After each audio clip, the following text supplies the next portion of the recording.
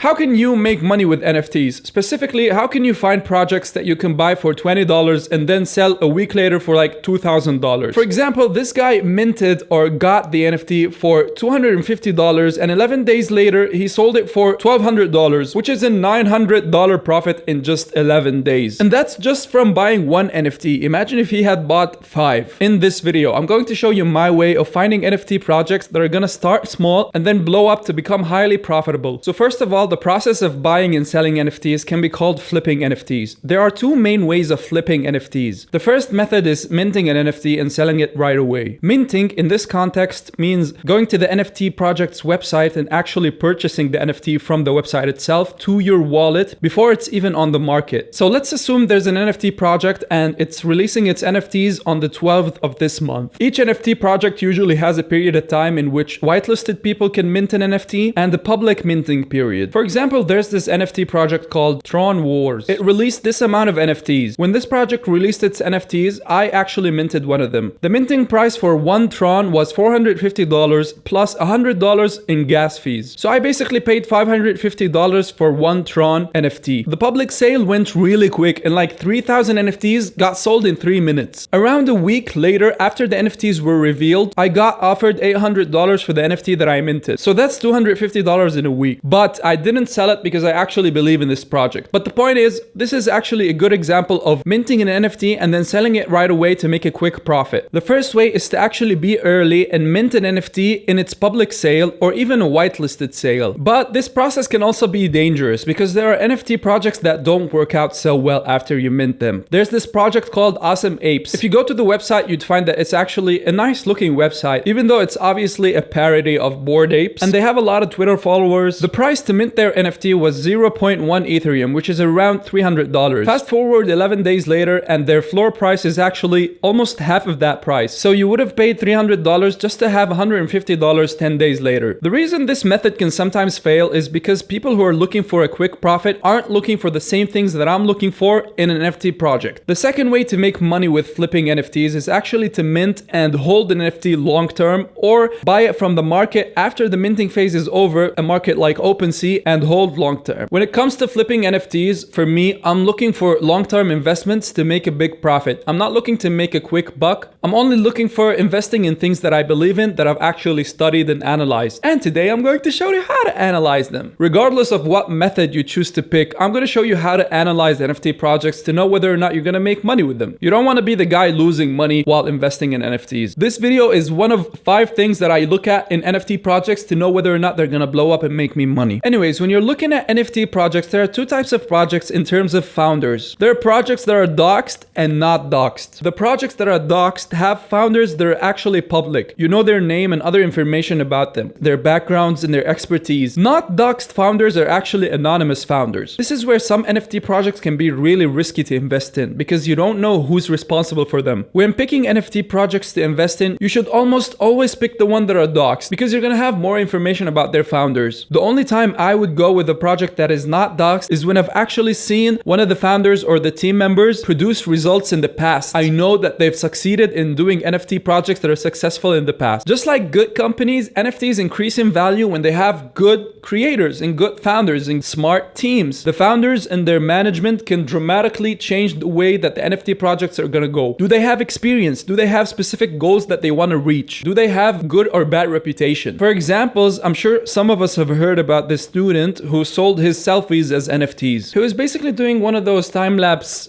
college projects, and he listed 933 selfies on OpenSea, and they got a lot of trading volume, and a lot of news outlets and media covered the story, and that basically increased the value of his NFTs. This is a good example of a project that I wouldn't invest in. The value of the project is actually derived from the news outlets that decided to cover the story. It's very short term, and the value is only based on social media. So the founder here doesn't necessarily have goals for the NFT project, and definitely doesn't have enough experience to run an NFT project. And also, for me, I have have an issue with founders who are actually normal people. They're not businessmen or have experience with money. For example, Tron Words sold 8,888 NFTs for $450 each. That is a profit of $4 million.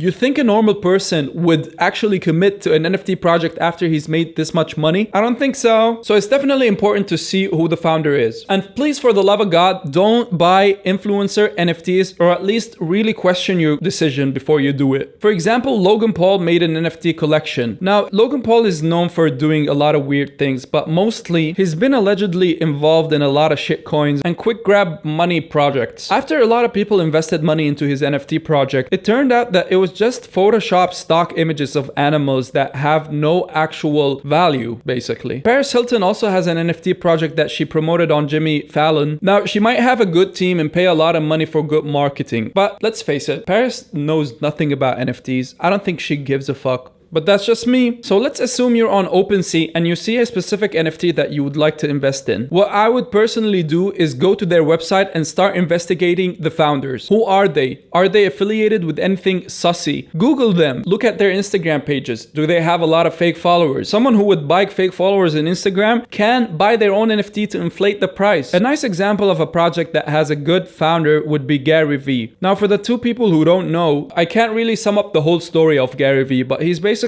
a really well-known businessman who's responsible for a lot of awareness about NFTs. He's advised famous people to buy CryptoPunks before it was expensive, and he's just really knowledgeable and innovative. If you buy one of the VeeFriends NFTs, you can actually attend his conferences and I don't know what else, but you basically get a lot of benefits. This is basically the first check that you need to tick to make sure that you're investing in the right NFT project that'll make you money long-term or short-term. It's up to you. If you buy an NFT from a project whose founders you actually believe in, you're probably not going to regret it. For example, I bought an NFT for Avenged Sevenfold, which is a band that plays rock music. Alongside the NFT that I bought, I actually got a ticket for a future show of theirs. And I got to actually support a band that I like. Never buy an NFT because an influencer told you so. They're almost always paid ad, trust me. If you understand the first step of knowing which NFT you should buy to flip for more money later on, now you can move to the second step that I'll be covering in a future video, so subscribe to watch it later. And that's it. Thank you guys, this was my first video.